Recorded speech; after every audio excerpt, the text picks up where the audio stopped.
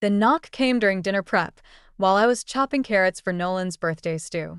Through the kitchen window, late afternoon sunlight caught the copper wind chimes Sarah had made in third grade, sending warm reflections dancing across my cutting board. Coming. I wiped my hands and headed for the door, expecting Mrs. Peterson returning another borrowed casserole dish. Instead, a woman I'd never seen before stood on my porch, her manicured fingers fidgeting with an expensive-looking handbag. Mrs. Hartwell. Her voice was soft but steady. I'm Camille Rivers. I need to speak with you about Nolan. Something in her tone made my stomach clench. He's at work. Is everything okay? May I come in? This isn't a conversation for your front porch. I hesitated, then stepped aside. As she passed, her perfume, something expensive and floral, filled the entryway. I led her to the living room, where family photos lined the walls. Sarah's graduation, our family vacation in Maine, Nolan teaching Orion to fish. Would you like some tea? I offered automatically, mother's instincts kicking in despite my unease. No, thank you. Camille perched on the edge of our worn leather couch, her designer outfit looking out of place against the familiar cushions. I've been seeing Nolan for the past 8 months. I'm pregnant, and he's the father. The words hit like a physical blow. I gripped the doorframe, steadying myself. I don't understand. We met at that real estate conference in Chicago last summer. She pulled out her phone, scrolling through photos. I thought you should know. He's been less than honest with both of us. My eyes fixed on the screen she held out. Nolan, my husband of 27 years, kissing this stranger in what looked like a hotel lobby. The timestamp showed 3 weeks ago. Get out. My voice came out barely above a whisper. Mrs. Hartwell, Alara, I know this is difficult, but get out of my house. Louder now, steadier. Now. She stood, smoothing her skirt. I'll leave my number. When you're ready to talk. There's nothing to talk about. I walked to the front door, holding it open. As she passed, she slipped a business card onto the entry table. After she left, I returned to the kitchen on autopilot. The carrots sat unfinished on the cutting board, knife abandoned mid-chop. I picked it up, the familiar weight grounding me as my world tilted sideways. The garage door hummed to life. Nolan's footsteps, the same rhythm I'd known for nearly 3 decades, approached through the mudroom. Something smells good, he called out. Need any help with Elle? What's wrong? I turned slowly, still gripping the knife. Camille Rivers was just here. His face went blank for a fraction of a second, just long enough to confirm everything. Then, who? Don't. The knife clattered into the sink. Don't you dare lie to me. Elle, whatever she told you. Is she pregnant? His silence was answer enough. I watched his face, searching for the man I'd married, the father of my children. Instead, I saw a stranger wearing my husband's features. I can explain, he started, reaching for me. I stepped back. Don't touch me. Don't. My voice broke. The stew's ruined. You'll need to find somewhere else for dinner. And tonight. And I swallowed hard. And after that too. Alara, please. We can work this out. Think about the kids, I am thinking about the kids. I met his eyes. I'm thinking about what kind of example I want to set for our daughter. For our son. I picked up Camille's business card from where I'd brought it to the kitchen. Here. You forgot something. I pressed the card into his hand and walked upstairs, leaving him standing in our kitchen, surrounded by the half-prepared remains of what should have been his birthday dinner. 3 days after Nolan left, Sarah showed up at the house unannounced. She stood in the doorway, her father's stubborn chin jutting forward as she clutched her phone. Dad called me. Her voice wavered. He said you kicked him out. I stepped aside to let her in, noting how she avoided my touch. That's not exactly what happened. He said he made a mistake, but you won't even talk to him. She paced our living room, where the familiar family photos now felt like artifacts from another life. People mess up, Mom. They deserve second chances. Sit down, sweetheart. I patted the couch beside me. There's more to it than what your father told you. Like what? She remained standing, arms crossed. He told me everything. About Camille, about. She swallowed hard. About the baby. Did he tell you about the 8 months of lies? About the business trips that weren't business trips? He's trying to make it right. Her voice cracked. Why won't you at least hear him out? My phone buzzed. Another message from Nolan. I'd stopped reading them after the 20th apology. Because this isn't just about the affair, Sarah. It's about trust, about. You're not even trying. She grabbed her purse. Dad's staying at Grandma and Grandpa's. He's miserable. He wants to come home. Sarah? I'm having dinner with him tonight. You should come. Just talk to him. I thought of the way he'd looked in our kitchen, scrambling for excuses while wearing the watch I'd given him for our anniversary. I can't. Won't, you mean? She headed for the door, then paused. You know what the worst part is? You're acting like you're the only one hurt by this. But what about me? What about Orion? That's exactly why. Save it. She yanked the door open. I'll tell Dad you said hi. After she left, I sat in the quiet house, surrounded by memories that felt tainted. My phone buzzed again. This time it was Rosalind, my mother-in-law. Elara, dear.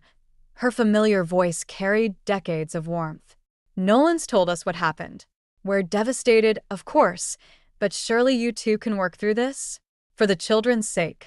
Rosalind. He's not perfect, dear, but he loves you. And that Camille woman, well, these young things know how to turn men's heads. I press my fingers to my temples. He's 42, not 17. And she's pregnant. Well, she paused delicately. Are we certain about that? What do you mean? Nolan says she's been unclear about details. Dates. Perhaps she's not being entirely truthful. Hope flickered traitorously in my chest. Has he said that?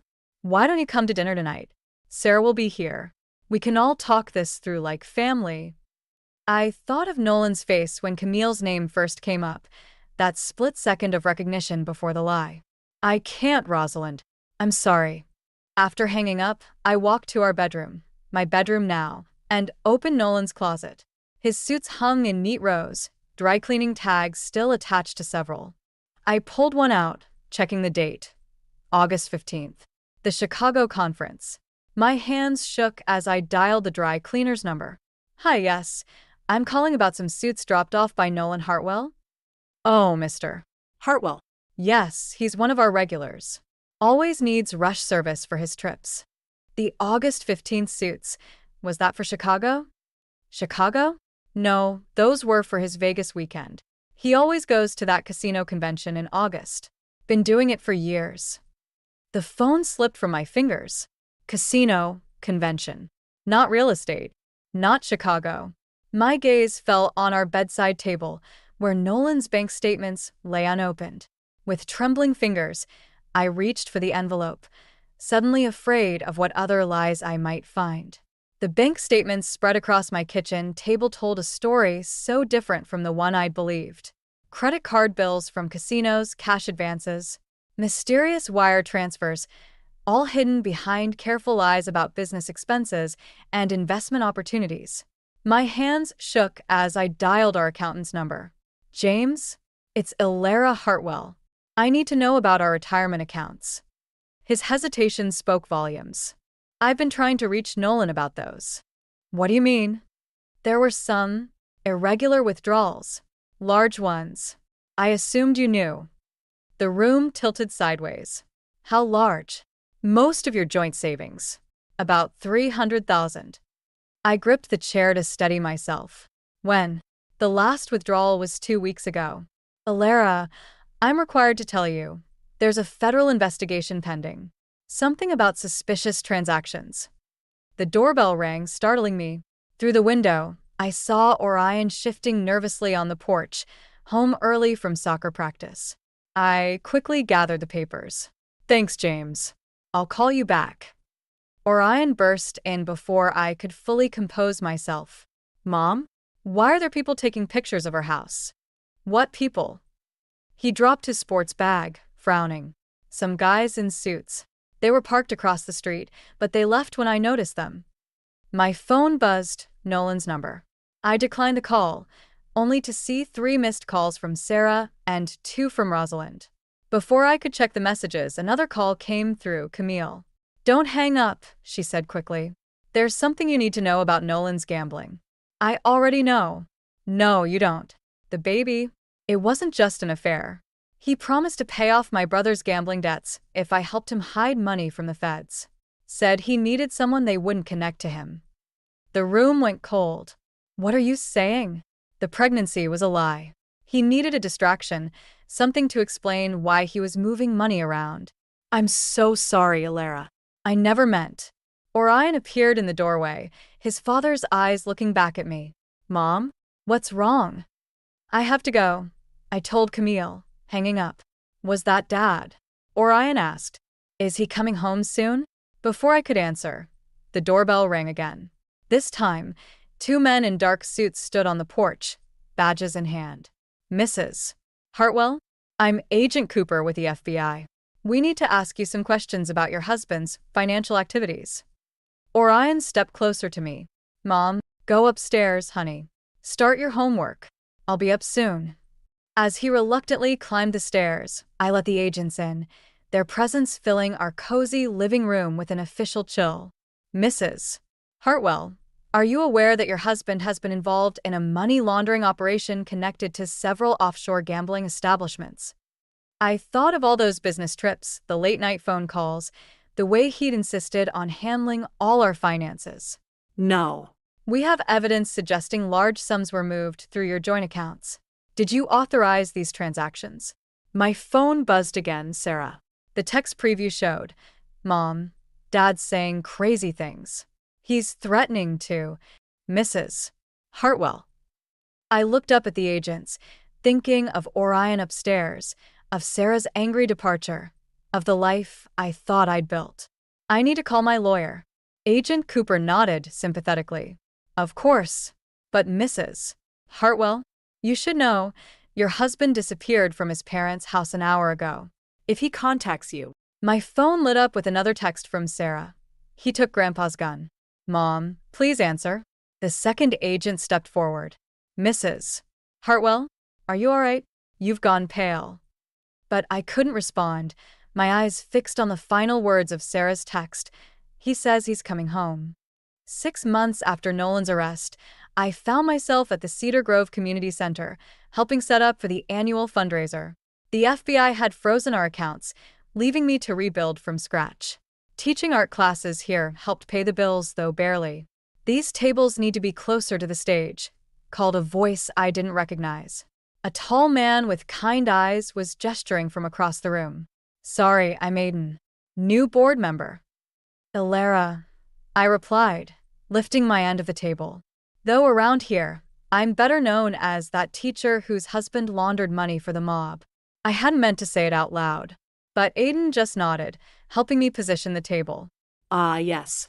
"And I'm that architect whose wife died in the car accident." Small towns. Something in his matter-of-fact tone made me smile. They do love their labels. We worked in comfortable silence until my phone buzzed, a collect call from the county jail. I declined it like always. "Bad news?" Aiden asked, noticing my expression.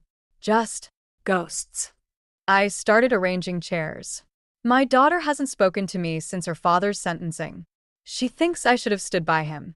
"My daughter blamed me for her mother's death for 2 years," he said quietly. "Sometimes love looks like anger when it's hurting."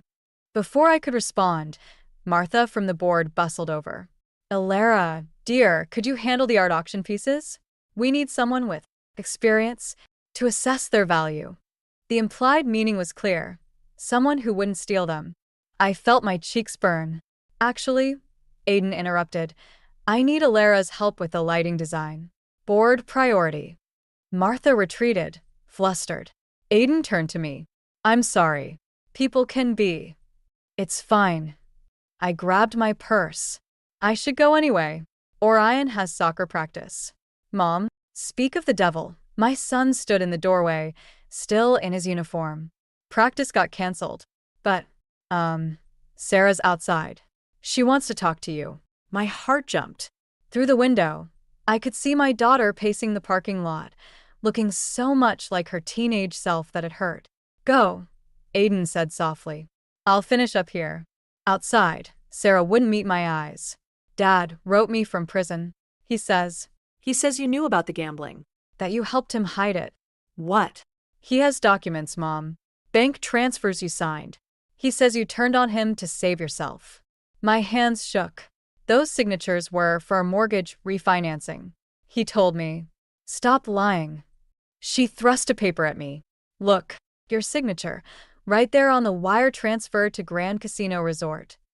I stared at the familiar curve of my name, remembering signing papers Nolan had rushed me through during breakfast, during Orion's games, between classes. Sarah, I never. Save it. She backed away. I'm moving to California with Ben. I can't be here anymore. Watching you pretend to be the victim when you helped destroy our family. Serafina, please. But she was already walking away, leaving me clutching a forged document that somehow looked perfectly real. Through my tears, I saw Aiden approaching cautiously. Bad news? He asked again, echoing our earlier conversation. I looked down at the paper in my hands, then at my son hovering uncertainly nearby. I need a lawyer. A good one. And I took a deep breath. And maybe a friend. Well, he said, his steady presence somehow making the ground feel firmer beneath my feet. You're in luck. I happen to know an excellent lawyer. And I make a decent friend, or so I'm told. For the first time in months, I felt something like hope stirring in my chest. But my phone buzzed again. Nolan's lawyer this time, reminding me that hope was a dangerous thing in a game where all the rules had changed. A year had passed since I'd first met Aiden when he slid a small velvet box across our dinner table. Orion watched with eager eyes while Isla, Aiden's daughter, filmed the moment on her phone. You don't have to answer now, Aiden said softly. But I did. The ring slipped perfectly onto my finger, and for a moment, everything felt right. Until my phone lit up with a text from an unknown number. Congratulations on the engagement. Dad wants to know if he can still walk me down the aisle. Sarah.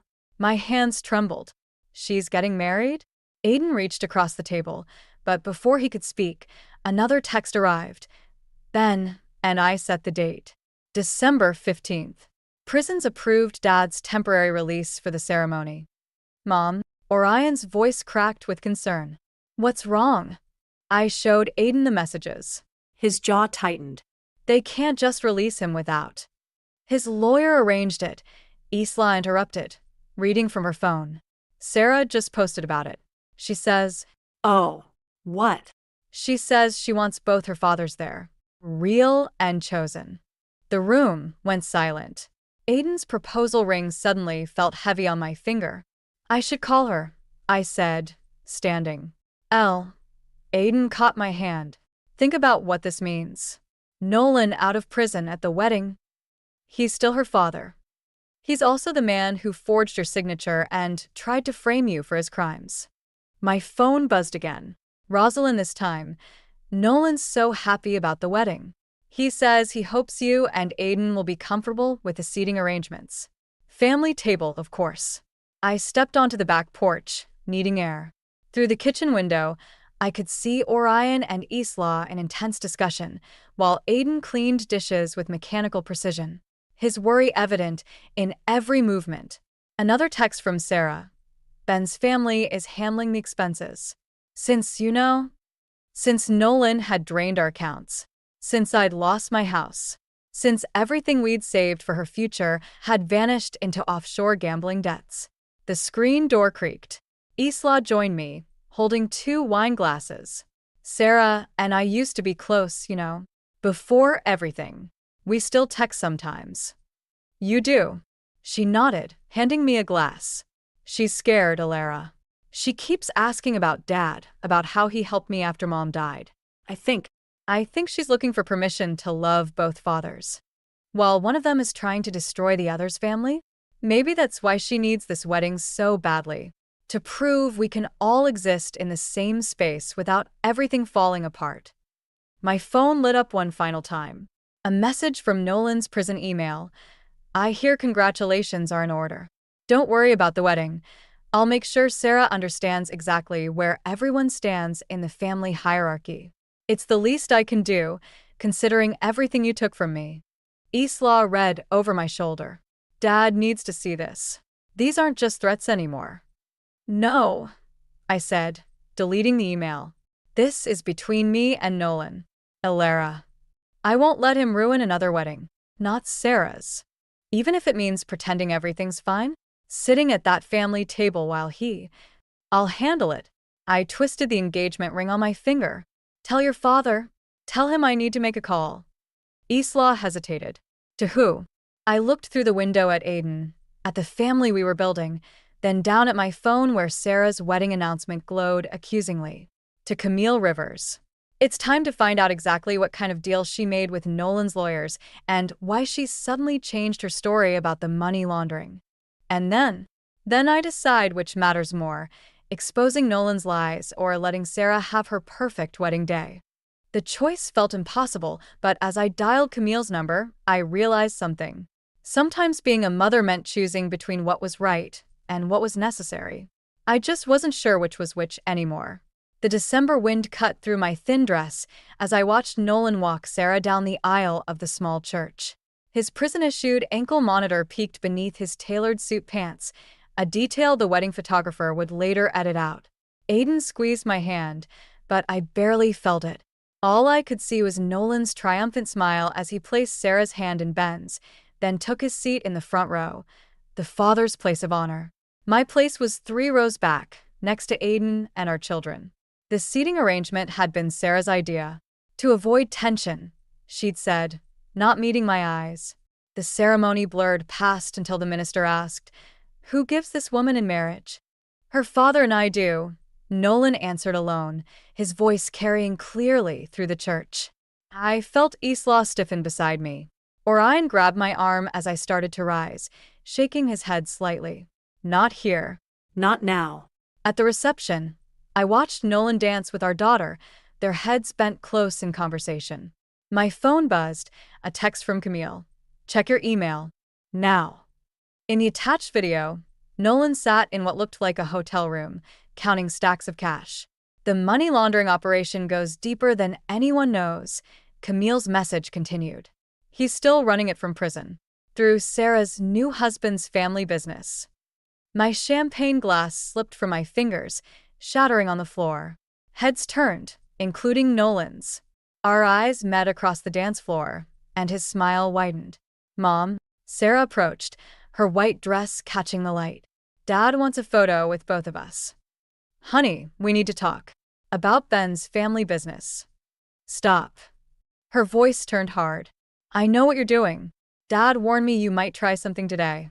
"What?" "He told me about the fake evidence you're creating, trying to keep him in prison longer." She twisted her bouquet. "I saw the doctored bank statements on your laptop." My heart stopped. "What laptop?" "The one in your study. Dad's lawyer found them when they were gathering evidence for his appeal. The timestamps prove you've been falsifying documents." The room spun.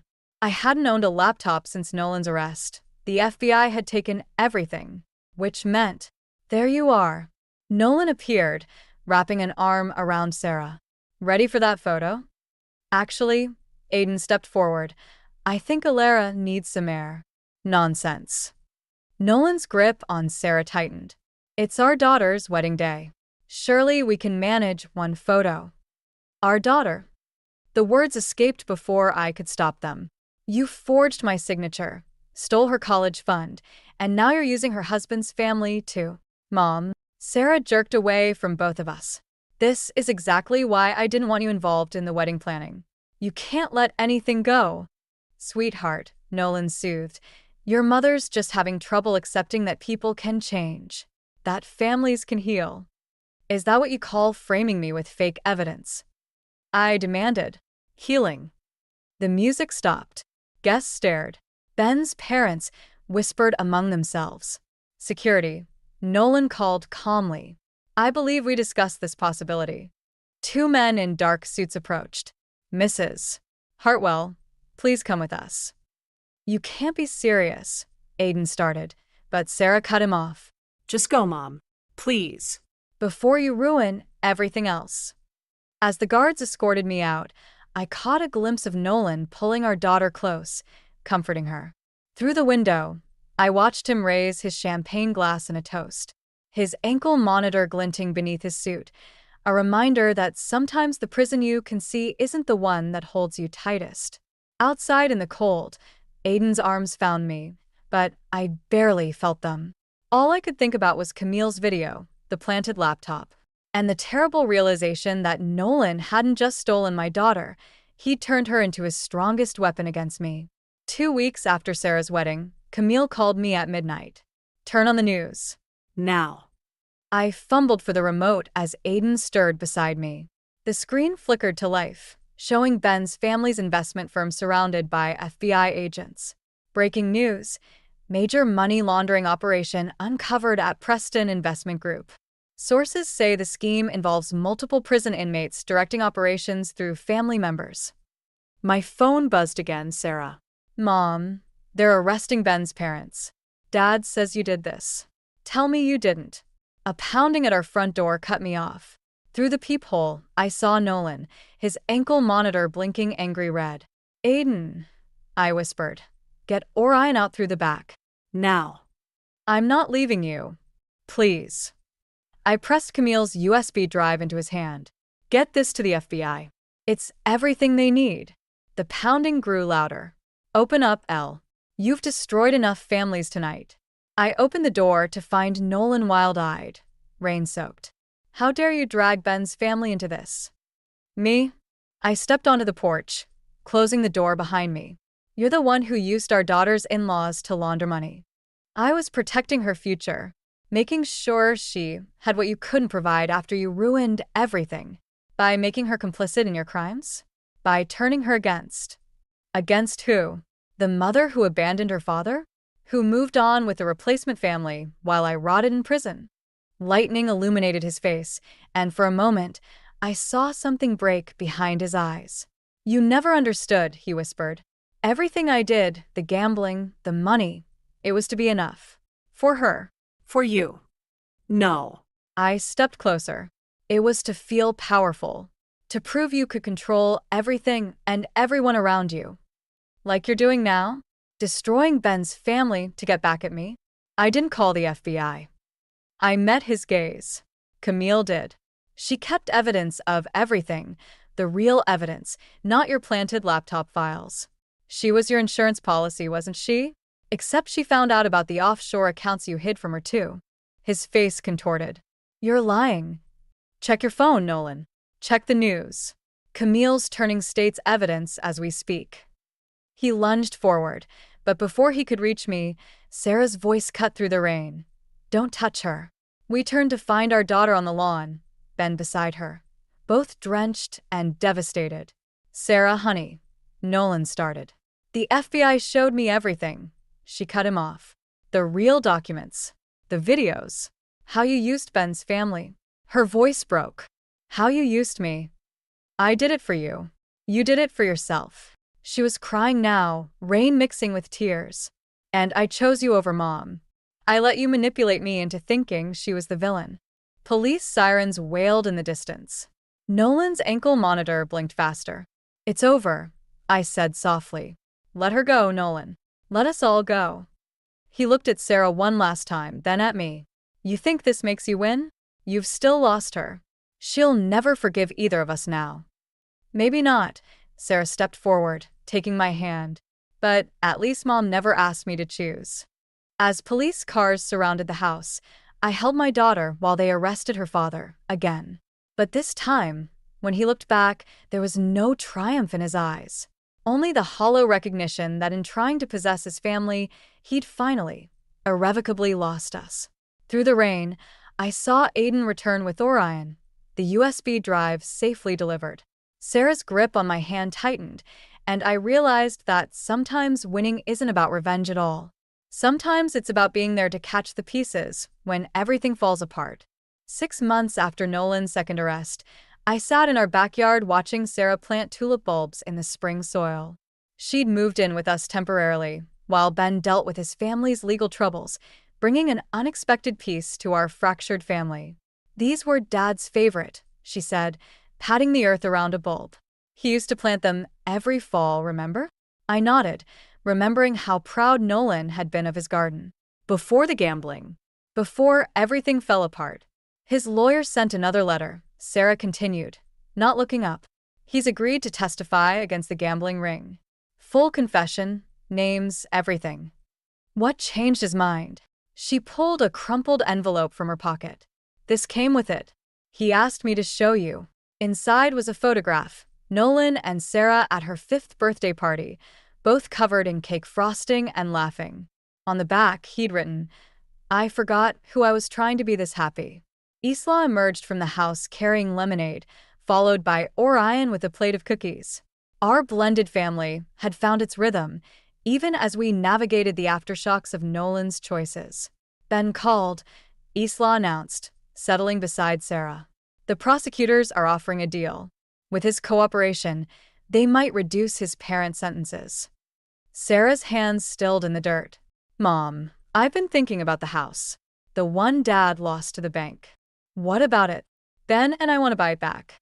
Not to live in, but maybe as a fresh start. Something good from something broken. Aiden appeared in the doorway, watching us with quiet understanding. He'd shown me what love looked like without possession, what family meant without conditions. Camille sent over the last of the documentation, he said softly. The FBI's finished with everything. We can finally close that chapter. Not close, I corrected, watching my daughter's hands work the earth, planting hope in the same soil where betrayal had grown. Transform. The doorbell rang. Through the window, I saw Rosalind, Nolan's mother, standing nervously on our porch. Since her son's arrest, she'd been trying to rebuild bridges, one awkward visit at a time. I'll get it, Sarah offered, brushing dirt from her knees. I invited her. She's trying. As Sarah went inside, Aiden took her place beside me. You okay? I watched through the window as my daughter hugged her grandmother, both of them crying and laughing at once. On the table between them, I could see another envelope, Nolan's handwriting visible on the front. He'll never change completely, I said quietly. But maybe that's not what this was about. What was it about? I thought of the photograph, of birthday cake and laughter, of tulip bulbs waiting to bloom. Learning to love what remains after forgiveness, even if it's not what we expected. Sarah returned with Rosalind, who clutched a familiar garden trowel, Nolan's old one. He wanted Sarah to have this, she explained, for the new house. My daughter took the trowel, running her fingers over the worn handle where her father's hands had gripped it countless times. Then she held it out to me. Plant one with me? She asked. For the future? As I knelt beside her in the dirt, Aiden's steady presence behind me and Rosalind watching through tears, I realized that sometimes the greatest act of love isn't in holding on or letting go. It's in planting seeds in soil that once seemed poisoned, believing that something beautiful might still grow. Sarah pressed a bulb into my palm. It'll bloom by summer, she said softly. Dad always said you have to trust the waiting. Yes, I agreed, thinking of all we'd lost and found and built again. You do. My mother-in-law came at me in a stern voice, saying, I know you cheated. Hand over the land as alimony for the divorce. But my mother-in-law doesn't understand anything. She doesn't even recognize the man standing right in front of her and has no idea who should actually be paying alimony. To reveal the truth, I showed the contents of my phone to the lawyer. Watch this, now the tables will turn. My name is Jenna. I've been married to Harry for 3 years. I was drawn to his kindness and good nature, which is why I married him. As an only child, Harry was doted on by his mother, and it turns out he has a lot of spoiled habits. Once we got married, it became clear just how much his mother had pampered him. We definitely need to have the best food at the wedding, he said during our wedding planning. But if we upgraded the food, we'd go over budget and have to cut costs elsewhere. Harry, I understand, but we need to think about the budget too. Let's lower the food grade a bit this time. As soon as I said that, he became visibly upset. My mother-in-law, Charlotte, noticing his displeasure, quickly intervened. What are you talking about, Jenna? We should absolutely go with the best food, just like Harry said. This is how it always goes. Charlotte takes Harry's side every single time. But what about the budget? I asked. We can just cut costs elsewhere, like the decorations or the wedding dress. Trying to solve the problem, Harry chimed in with a concerned look. Hold on, Mom. If we skimp on the decorations, the venue will look terrible, so we really shouldn't cut that budget. Charlotte quickly agreed with him. You're right, you're so smart, Harry. That means we'll just have to cut Jenna's dress budget. Yeah, that makes sense. Besides, Jenna looks good in anything. They talked as if it was already decided. It was my favorite dress, one I had tried on multiple times before deciding. But in the end, I had to give up the dress I wanted and redirect the budget to the food and decorations. Even after the wedding, when we started our life together, Charlotte continued to interfere whenever we had something to discuss as a couple. For instance, when we were planning to buy a house, as we had been living in a rented apartment until then, she called us. Jenna, I heard you're planning to build a new house. Oh, did Harry tell you? Yes, we just found a great piece of land near the station and signed the contract. We're just starting with the house design now. Harry mentioned the location, but isn't that plot too large for just the two of you? I feared she might suggest we all live together, so I hurriedly added, but, if we have kids in the future, our family will grow, so I wanted to make sure we have enough room. Kids. Does that mean you're expecting? She latched onto the mention of children right away. Well, I meant someday in the future. What? Don't get my hopes up for nothing. Well, even if you do build a new house, I can trust Harry to handle everything. Jenna, just make sure you don't interfere too much, okay? Yes, I understand, I replied, giving a vague response and quickly hanging up the phone, letting out a big sigh. It looked like she was going to want to be heavily involved in the new house plans too. I needed to talk to Harry as soon as possible, but lately, he's been coming home so late that we barely have time to talk. I usually fall asleep before he gets home. But that night, I stayed up to discuss the situation with his mother. When he finally got home, he looked startled to see me still awake. What's going on? You're still up? Yeah, I wanted to talk to you about something. As I sat down in front of him, I noticed something. Hey, Harry, didn't you say you were going out for drinks with your colleagues tonight? Yeah, that's right. You don't smell like alcohol at all, though. I leaned in closer to sniff, and instead of alcohol, I caught a faint sweet scent on his suit. He quickly pushed me away in a panic. I had a burger to sober up. I'm exhausted, so I'm going to take a bath. With that, he hurried off to the bathroom. Suspicious. He's definitely hiding something. A hunch told me to act immediately. I quietly took his phone, which he had left in the bathroom. As expected, it was locked, but knowing Harry, I figured he wouldn't use a complicated passcode. Just as I thought, the lock opened easily when I entered his birthday. What is this? Inside his phone were countless affectionate messages exchanged with another woman. Unforgivable. I quickly set up his phone to sync with mine so I could monitor his messages too. I had heard about sync tools from a friend in passing, but I never imagined they'd be useful in a situation like this. After putting his phone back in place without a trace, I went to the bedroom and checked his messages. That's when I discovered he had been secretly dating another woman for the past year under the pretense of work. You've got some nerve.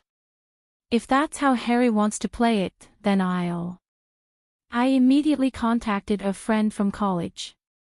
Hello, Benjamin. It's been a while, but could we meet up sometime soon?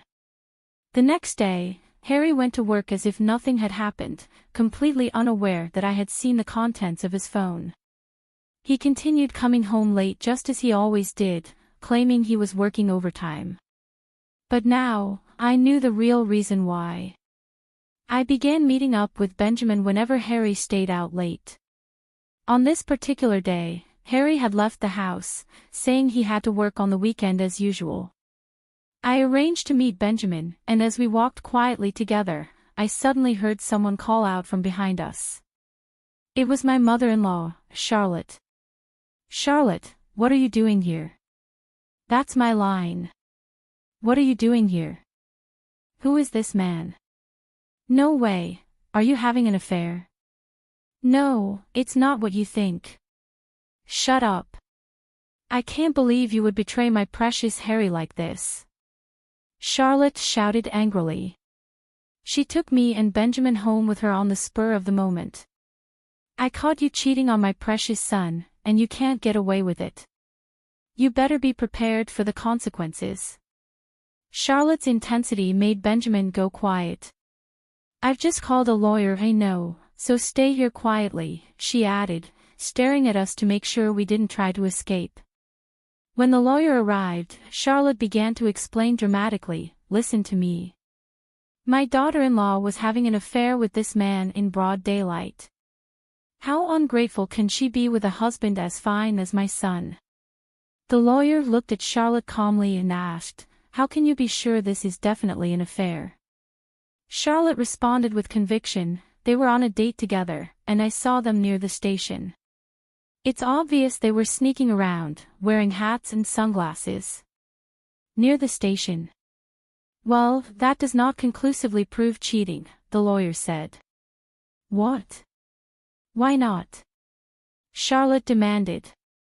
For a moment, she looked disheartened, but then her eyes brightened as if she had just thought of something. Jenna, show me your phone. What? I replied, bewildered.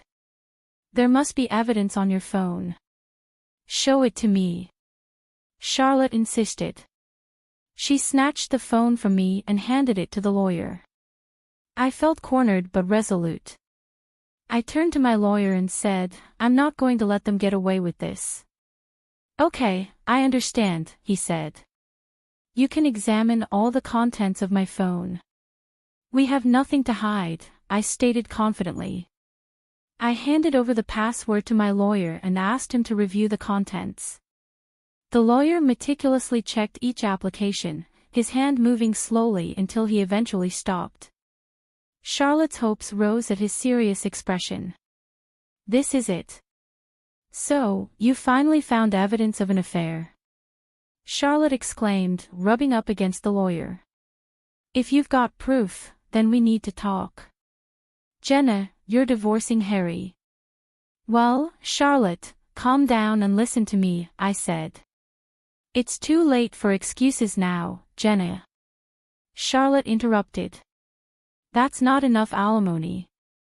Harry and I will take the land you bought in front of the station, Charlotte said with a proud smile, then turned to her lawyer, expecting support for her claim.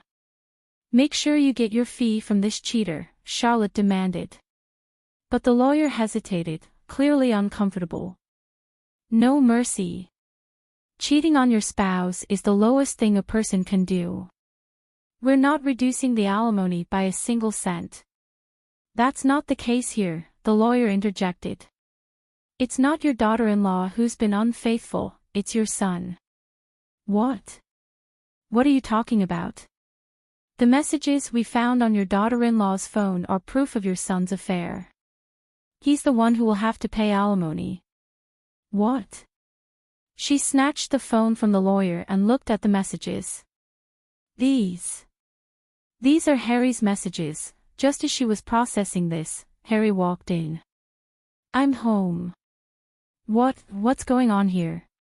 He froze in shock, seeing his mother and two strangers in the house.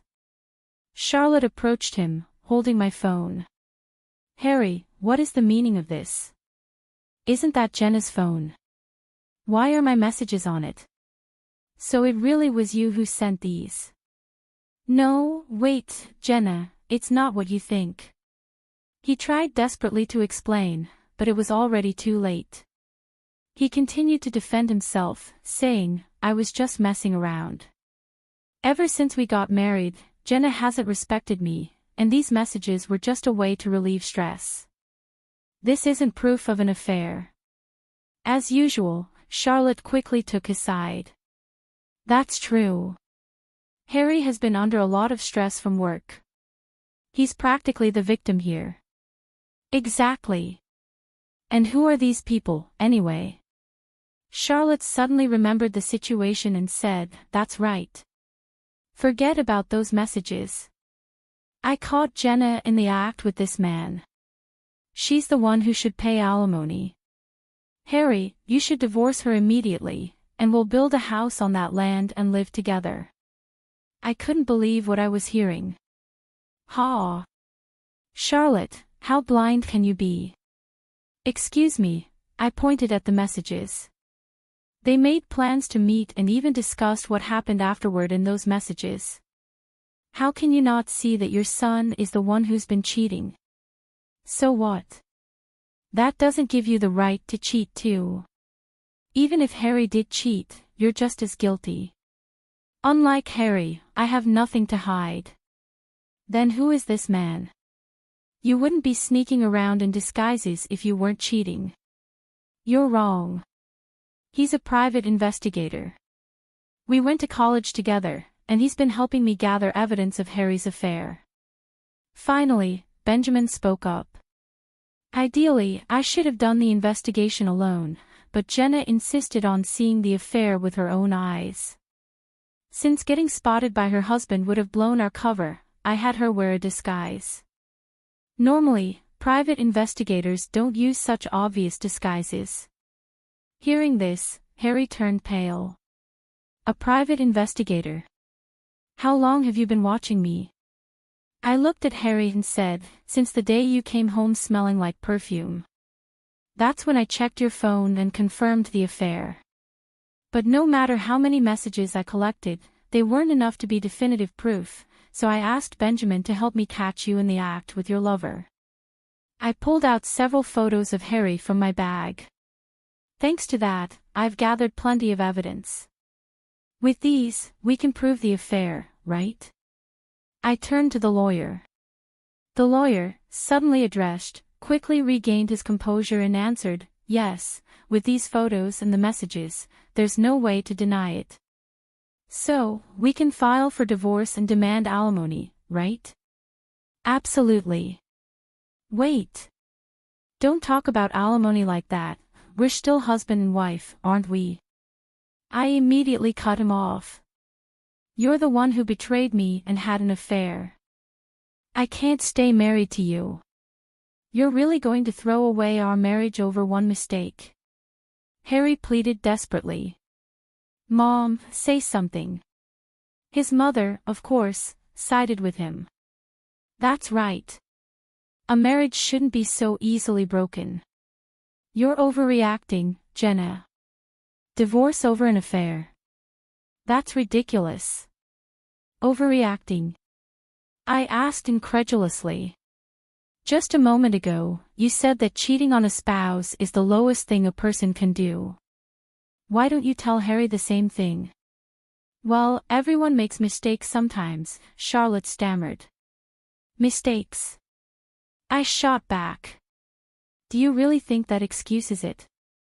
I fully agree with what you said earlier, cheating is despicable. After the divorce, I'll be taking the land as part of the alimony. Wait. That land belongs to me and Harry, she protested.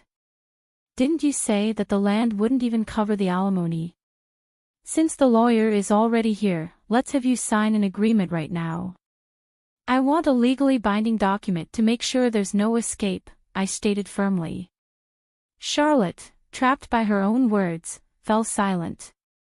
Harry, seeing his mother unable to speak, started to panic. Mom, why aren't you saying anything? You're supposed to be on my side, he cried out. I looked at Harry and firmly told him, Don't think your mom can always protect you. It's time you took responsibility for your own actions. Realizing he couldn't rely on his mother, Harry suddenly turned to me for support. Jenna, I was wrong. You've opened my eyes. From now on, I won't rely on my mom anymore. Let's start over, he pleaded, desperation creeping into his voice. Excuse me. I replied, incredulous. What on earth are you thinking? I didn't go through all the trouble of disguising myself and gathering evidence just to wake you up. I did it to make sure the divorce goes smoothly. I collected evidence to ensure I get the alimony you owe for your affair. So, you don't love me anymore? He whispered, his voice breaking. Of course not. How could I love someone who cheated on me and betrayed my trust? I said coldly. I then turned to the lawyer and asked, by the way, do you happen to have a divorce form with you? The lawyer, a bit surprised, replied, well, yes, I do. When your mother-in-law asked me to come today, she told me to bring one for you to sign. Thank you, Charlotte, I said with a slight smirk. I'll gladly make use of the divorce papers you had prepared. Right then and there, I had Harry sign the divorce papers and started the process to claim alimony. With both a private investigator and a lawyer present, there was no way he could escape. I immediately went to file the divorce papers, and under the lawyer's supervision, completed the transfer of the property title. The land I received as part of the settlement is too large for one person, but maybe I'll build an apartment complex and become a landlord. At least Harry's affair was exposed before we started building the house. That's something to be thankful for. It seems that this whole ordeal finally made Charlotte realize how wrong she was in raising Harry. After the divorce, she took him back into her home and started disciplining him with a strictness completely opposite to how she had treated him before. My ex-husband has now become a man who constantly looks over his shoulder, afraid of what others think. Judging by that, it's likely that his affair partner has already lost interest in him. With Charlotte always watching him at home, he probably doesn't have time to date anyone anyway. Knowing Charlotte's obsessive nature, it will be a long time before she fully acknowledges her mistakes. When I think about Harry's future, trapped under his mother's control, I realized I didn't need to punish him at all. As for me, this experience has brought Benjamin and me closer. Having seen the darker sides of people, Benjamin has found it hard to trust others, which is why he hasn't married yet. I also still struggle with trusting men, but maybe because of that, we both understand that we must not repeat the same mistakes. Starting a new life with someone like Benjamin might be just what I need. I'm finally able to look forward with hope. I smoothed my apron and took a deep breath, steeling myself for another Sunday dinner with Gloria. The aroma of roast chicken filled the kitchen, but my stomach churned with dread. Emily, dear, are you sure you used enough seasoning? Gloria's syrupy voice drifted in from the dining room. The last time it was so bland. I bit my tongue, resisting the urge to remind her that she'd praised that very same chicken recipe just last month. I'm sure it'll be delicious, Gloria. I called back, forcing cheerfulness into my voice. Aaron appeared in the doorway, his brow furrowed. Need any help, honey? I shook my head, offering a tight smile. I've got it under control. Why don't you keep your mother company? He hesitated, clearly sensing the tension. You know, Mom means well. She just... Aaron! Gloria's voice cut through our conversation like a knife. Come tell me about that big project at work. Emily can manage in the kitchen, I'm sure. I watched my husband's shoulders slump as he turned away, leaving me alone with my simmering resentment. As I carried the platter to the dining room, I caught sight of my reflection in the hall mirror. At 35, I looked older than my years, worry lines etched around my eyes. There she is! Gloria beamed, her perfectly coiffed silver hair gleaming in the soft light. I was beginning to wonder if we'd eat before midnight. I set the platter down, forcing a laugh. Oh, Gloria, you're such a kidder. Aaron cleared his throat. It looks great, Em, doesn't it, Mom? Gloria peered at the chicken, her nose wrinkling slightly. Well, it certainly looks interesting. Did you try that new recipe I sent you? Actually, because I specifically remember telling you how much Aaron loves lemon and rosemary. Didn't I, darling? Aaron shifted uncomfortably in his chair. Mom, Emily's chicken is always delicious. Let's just enjoy the meal, okay? I sat down, my hands shaking slightly as I reached for the serving spoon. The meal progressed with Gloria peppering Aaron with questions about work, barely acknowledging my presence except to make thinly veiled criticisms about the food or the state of the house. You know, Emily, Gloria said, dabbing at her mouth with a napkin, I was talking to my friend Marge the other day. Her daughter-in-law works full-time and still manages to keep a spotless home. I don't know how she does it. I gripped my fork tighter. Well, It's probably because she doesn't have children yet, Gloria continued, her eyes boring into mine. Speaking of which, when are you two planning on giving me some grandchildren? I'm not getting any younger, you know. The room fell silent. I looked to Aaron, silently pleading for support, but he stared down at his plate. We're still discussing it, I managed to say, my voice barely above a whisper. Gloria squeaked. Well, don't wait too long. Tick-tock, dear. I abruptly stood up, my chair scraping against the hardwood floor. Excuse me, I need some air. I fled to the back porch, gulping in the cool evening air.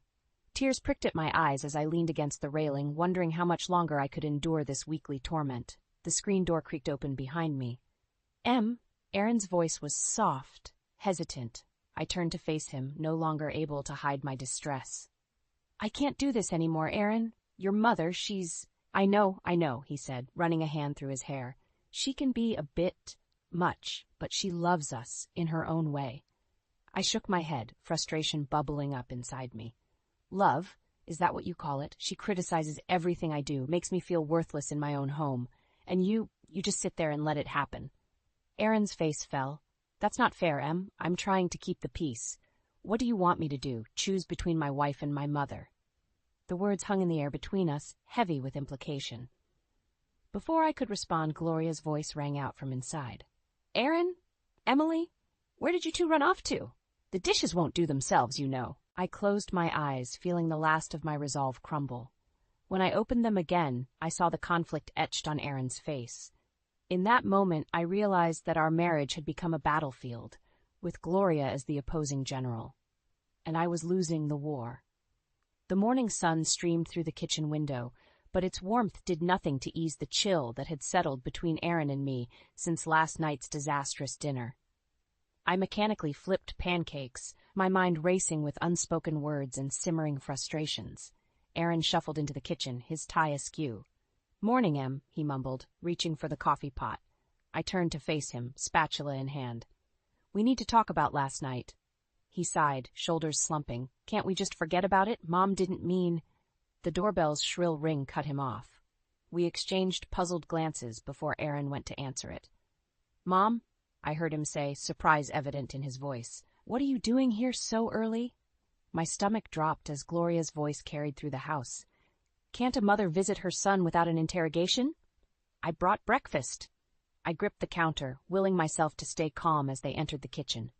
Gloria breezed past me, setting a bakery box on the table. Oh, Emily, dear, you didn't need to cook. I brought those croissants Aaron loves. She wrinkled her nose at my pancakes. Though I suppose we could have both. Wouldn't want your efforts to go to waste. I plastered on a smile. How thoughtful of you, Gloria. Aaron cleared his throat. Mom, this is unexpected. Emily and I were just about to... Nonsense, Gloria interrupted, waving a manicured hand. I have wonderful news that simply couldn't wait. She beamed at us both. I've decided to move closer. I found the most darling little house just 3 blocks away. Won't that be lovely? The spatula clattered to the floor. Aaron's face paled as he looked at me, then back to his mother. Mom, that's quite a decision. Are you sure? Gloria's eyes narrowed. Of course I'm sure. Don't you want me nearby? Especially when you two finally decide to give me grandchildren. She turned to me, her gaze sharp. Speaking of which, Emily, have you seen a doctor about your situation? At your age, fertility can be such a concern. The room spun. I gripped the edge of the counter, feeling as if the ground was crumbling beneath my feet. We. Mom, Aaron interjected, his voice strained. Emily and I haven't decided about children yet. It's a big decision. Gloria's laugh was like glass shattering. Oh, Aaron, you're not getting any younger either, you know. And Emily, well, she gave me a pitying look. Tick-tock, dear. Something inside me snapped. That's enough, I shouted, surprising even myself. I will not be bullied in my own home. Our family planning is none of your business, Gloria. The room fell silent. Aaron stared at me, wide-eyed, while Gloria's face flushed an angry red. Well, I never, she huffed. Aaron, are you going to let her speak to me like that? I turned to my husband, silently pleading for support. He looked between us, conflict etched on his face. Mom, Emily's right. We need some space to make these decisions on our own. Gloria's eyes filled with tears. My own son, turning against me, after all I've sacrificed for you. She gathered her purse, heading for the door. I suppose I'll just go home and die alone, shall I? As the door slammed behind her, Aaron slumped into a chair. God, Em, what are we going to do? I sank down beside him, emotionally drained. I don't know, Aaron, but something has to change. I can't live like this anymore. He reached for my hand, his touch hesitant.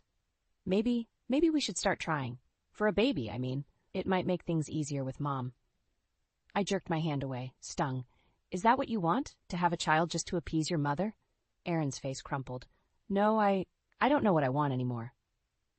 As I looked at my husband, the man I loved, but who seemed increasingly like a stranger, a cold realization washed over me. Our marriage was hanging by a thread, and Gloria's scissors were poised to snip it. Aaron, I said softly, my heart breaking, we need help. Real help, or I don't think we're going to make it. His silence was deafening, and in that moment, I felt more alone than ever before. The weeks following Gloria's announcement of her impending move blurred together in a haze of tension and unspoken resentment. I found myself withdrawing, spending more time alone in our bedroom, away from Aaron's conflicted gaze and the constant reminders of our crumbling marriage. One particularly gloomy afternoon, I sat on the edge of the bathtub, staring at the pregnancy test in my trembling hands. 2 pink lines stared back at me, undeniable and life-altering. Emily? Aaron's voice called from the hallway. Are you okay? You've been in there a while? I opened the door, my face a mask of shock. I'm pregnant, I whispered. Aaron's eyes widened, a mix of emotions flashing across his face. Are you sure? I nodded, holding up the test. I've been feeling off for weeks. I thought it was just stress, but he reached for me, then hesitated. This is, wow, I mean, it's what Mom wanted, right? His words hit me like a slap. What your mother wanted? Is that all you can think about? Aaron backpedaled. No, I didn't mean. Save it, I snapped, pushing past him. I need some air. I grabbed my keys and stormed out, ignoring Aaron's calls behind me. The cool autumn air hit my face as I walked aimlessly through our neighborhood, my mind reeling. A baby, our baby. The one thing that should have brought us closer was instead highlighting the chasm between us. Lost in thought, I didn't notice the familiar car pulling up beside me until I heard her voice. Emily, what on earth are you doing out here alone? I turned to see Gloria, her face a picture of exaggerated concern. Just taking a walk, I muttered. She clucked her tongue. Nonsense. Get in. I'll drive you home. Too exhausted to argue, I slid into the passenger's seat. Gloria chatted away, filling me in on her moving plans and the latest neighborhood gossip. I stared out the window, my hand unconsciously resting on my still flat stomach. Emily? Gloria's voice cut through my reverie. Are you even listening to me? I turned to face her, suddenly overwhelmed by the weight of my secret. I'm pregnant, I blurted out. Gloria's car swerved slightly before she regained control. What did you say? I'm pregnant, I repeated, my voice stronger. Aaron and I are having a baby. The car screeched to a halt as Gloria pulled over. She turned to me, her eyes gleaming with a mix of triumph and calculation. Oh, Emily, this is wonderful news. I knew you two would come around eventually. Have you told Aaron yet? Oh, we must start planning immediately. I have so many ideas for the nursery. Of course, I'll need to be there every step of the way to guide you. First-time mothers need all the help they can get, you know. Her words washed over me in a suffocating wave. This moment, which should have been filled with joy and excitement, felt tainted by Gloria's presumptuous planning and barely concealed criticism. Gloria, I interrupted, my voice shaking. I appreciate your enthusiasm, but Aaron and I need to process this ourselves first. We'll make our own decisions about the baby. Her face hardened. Now, Emily, don't be foolish. You clearly need guidance. Why, when I was pregnant with Aaron... Stop, I shouted, surprising us both. This is not about you, Gloria. This is about me, Aaron, and our child, our family. Gloria's eyes narrowed dangerously. Family? I am family, Emily. More so than you, it seems. Aaron will want me involved, you'll see. As if on cue, my phone buzzed with a text from Aaron. Where are you? Mom's here, looking for you. She seems upset. I looked up to see we were parked in front of our house, Aaron standing on the porch with a confused expression. Gloria was already out of the car, striding towards him with purpose. Aaron, darling, she called out. Emily has the most wonderful news. I scrambled out of the car, my heart pounding. Gloria, don't... But it was too late. As I watched Gloria embrace Aaron, whispering in his ear, I saw the future I had imagined for us slipping away. Our joyous announcement, our private celebration, all stolen in an instant. Aaron's eyes met mine over Gloria's shoulder, a mix of confusion, joy, and something else I couldn't quite name. In that moment, I realized that my pregnancy wasn't just the beginning of a new life. It was the catalyst that would either save our marriage or destroy it completely. As my pregnancy progressed, I found myself caught in a whirlwind of conflicting emotions. The joy of impending motherhood was constantly overshadowed by the growing distance between Aaron and me.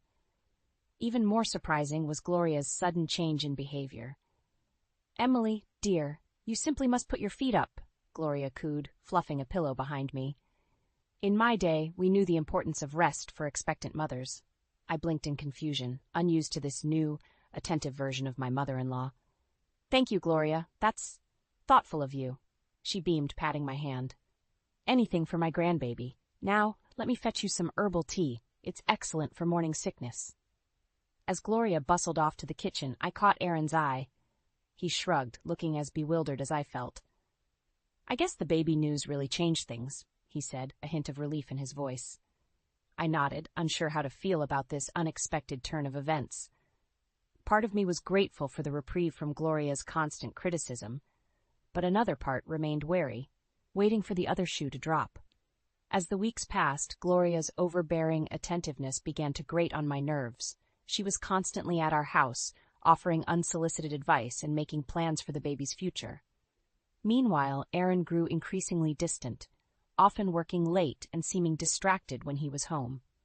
One evening, as I sat alone in the nursery we'd begun to prepare, I heard Aaron's key in the lock. Glancing at the clock, I frowned. It was past 10 p.m., another late night at the office. Aaron called out softly. You still up? I waddled out to the hallway, one hand on my growing belly. Hey, I said, trying to keep the accusation out of my voice. Long day? He nodded, avoiding my eyes. Yeah, big project. Sorry I missed dinner. Again, I added, unable to keep the bitterness from my tone. Aaron sighed, running a hand through his hair. I said I was sorry, Em. What more do you want? I want my husband back, I exploded, months of frustration boiling over. I want the man who used to be excited about our baby, who used to talk to me, who used to. I trailed off, choking back a sob. Aaron's face crumpled. Em, I'm trying. It's just, there's a lot of pressure at work, and with Mom always around. Don't blame this on your mother, I snapped. She may be overbearing, but at least she's here. Where are you, Aaron? Because it sure doesn't feel like you're in this with me. He reached for me, but I stepped back. I need some air, I muttered, grabbing my coat and keys. Emily, wait. But I was already out the door, tears blurring my vision as I made my way to the car. I drove aimlessly, eventually finding myself at a small park near our house. Sitting on a bench, I watched young families playing, their laughter a stark contrast to the heaviness in my heart. My phone buzzed insistently. Thinking it was Aaron, I almost ignored it, but something made me look. It was a text from an unknown number. Your husband isn't working late. He's with her again. Lincoln Hotel, room 302. See for yourself. My blood ran cold. With trembling hands, I started the car and drove to the hotel, my mind racing with possibilities, each worse than the last. As I approached room 302, I heard muffled laughter. Aaron's laugh, followed by a woman's voice I didn't recognize. I stood frozen, my hand poised to knock, when suddenly the door swung open. Aaron stood there, his shirt untucked, lipstick on his collar. Behind him, I caught a glimpse of a young woman hastily buttoning her blouse. Our eyes met, and in that moment, my world shattered. Emily, Aaron gasped, his face draining of color. I can explain. But I was already running. one hand protectively cradling my belly, the other wiping away hot tears of betrayal. As I drove home in a daze, one thought crystallized in my mind. I had to protect myself and my baby, no matter the cost. The life I had known was over.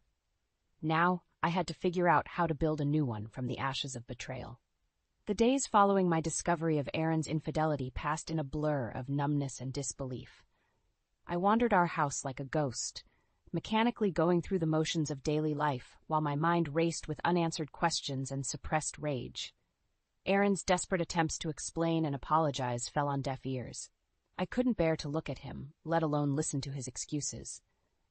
Gloria, sensing the tension but unaware of its cause, hovered anxiously, her newfound solicitousness now grating on my last nerve. One afternoon, as I sat in the nursery folding tiny onesies, my phone buzzed with a text from an unknown number. "Meet me at Riverside Cafe at 3 p.m. if you want to know the whole truth." My heart raced. Could this be the same person who had tipped me off about Aaron's affair? Despite my better judgment, I found myself driving to the cafe, curiosity and desperation overriding caution. As I entered, a young woman with sleek blonde hair waved me over. My stomach clenched as I recognized her from the hotel room. "Emily," she said, her voice surprisingly gentle. "I'm Samantha. Thank you for coming." I sat down stiffly, my hands protectively cradling my belly. "Why did you want to meet?" Samantha sighed, pushing a folder across the table. "Because you deserve to know everything. Aaron's been lying to both of us." With trembling hands, I opened the folder. Inside were photos, receipts, and printed emails documenting Aaron's affair, not just with Samantha, but with multiple women over the past year. "He told me he was separated," Samantha explained, her eyes brimming with tears. "When I found out about you and the baby, I knew I had to come clean." I stared at the evidence, feeling as if the ground had opened up beneath me. How long have you known?"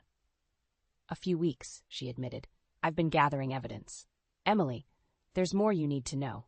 Aaron's been embezzling from his company to fund these affairs. He's in deep trouble, and I'm afraid he might try to pin it on me." My mind reeled.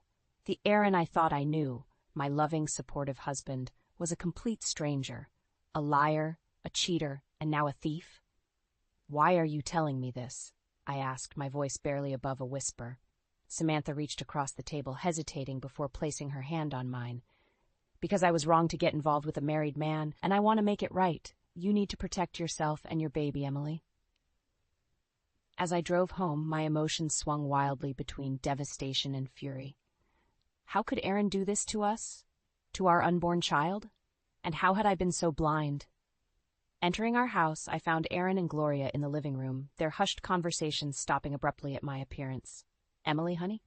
Gloria cooed, her saccharine tone setting my teeth on edge. "Where have you been? We've been so worried." I ignored her, fixing my gaze on Aaron. "We need to talk. Now." Gloria started to protest, but Aaron cut her off. "Mom, please, give us some privacy." As soon as we were alone, I slammed the folder down on the coffee table. "Explain this," I hissed, Aaron's face drained of color as he flipped through the contents. I can explain." "Explain what?" I exploded. "How you've been cheating on me for a year? How you've been stealing from your company? How you've lied to me every single day?" He reached for me, but I recoiled. "Emily, please. I made mistakes, but I love you. We can work this out." I laughed bitterly. "Work it out? There's nothing left to work out, Aaron. It's over." "You can't mean that," he pleaded. "Think about the baby. We're a family." The mention of our child ignited a fierce protectiveness within me. "That's exactly what I'm thinking about. Our baby deserves better than a lying, cheating father." Aaron's face hardened. "You can't take my child away from me. If you try to leave, I'll fight you for custody. Who do you think the courts will favor, a successful businessman or an unemployed housewife?" His threat hung in the air between us, and in that moment, I knew I had to be smarter than him. I couldn't let him know my next move. Forcing tears to my eyes, I softened my voice. "You're right. I'm just upset. We should talk about this when we're both calmer." Relief washed over Aaron's face. "Of course, Em. We'll figure this out together." As he pulled me into an embrace, my mind was already formulating a plan. I would play the forgiving wife, but in secret I would prepare for war. For the sake of my child, I would take down Aaron and Gloria, no matter the cost. The game had changed, and I was determined to win. The weeks following my discovery of Aaron's betrayal were a masterclass in deception. I played the role of the forgiving wife to perfection, all while secretly preparing my escape. Every gentle touch from Aaron, every sympathetic glance from Gloria only fueled my determination to break free. As my pregnancy progressed, I focused on gathering evidence. Late at night, I combed through financial records, documented Aaron's absences, and built a case that would ensure my freedom and my child's future. The weight of my secret felt crushing at times, but the life growing inside me gave me strength. Then, during a routine checkup, my world shifted again. "Mrs. Thompson," the ultrasound technician said, her voice filled with excitement, "I have wonderful news. You're having twins." I stared at the screen, my heart pounding. Twins. 2 precious lives depending on me. As joy and terror warred within me, I realized the stakes had just doubled. Leaving the clinic in a daze, I nearly collided with Gloria, who was waiting in the parking lot. "Emily, dear, how was your appointment?" she chirped, her eyes gleaming with anticipation. I hesitated, then made a split-second decision. "It's twins," I said, watching her reaction carefully.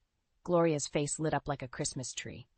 "Twins? Oh, this is marvelous. Aaron will be overjoyed. We must start planning immediately. I'll call the country club, book the perfect baby shower venue, and of course you'll need my help more than ever now. I'll just have to move in to assist with the babies."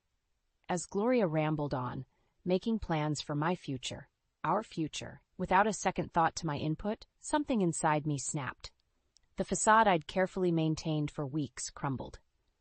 "No," I said, my voice barely above a whisper. Gloria paused mid-sentence. "I'm sorry, what did you say?" "I said no," I repeated, louder this time. "You won't be moving in, you won't be planning my baby shower, and you certainly won't be making decisions about my children's future." Gloria's eyes narrowed dangerously. "Now, Emily, don't be foolish. You clearly can't handle twins on your own. Aaron and I—" "Aaron?" I laughed bitterly. "You mean the man who's been cheating on me for the past year? The one who's been embezzling from his company to fund his affairs?" Gloria's face paled. "What are you talking about? That's preposterous." I pulled out my phone, showing her the evidence I'd gathered.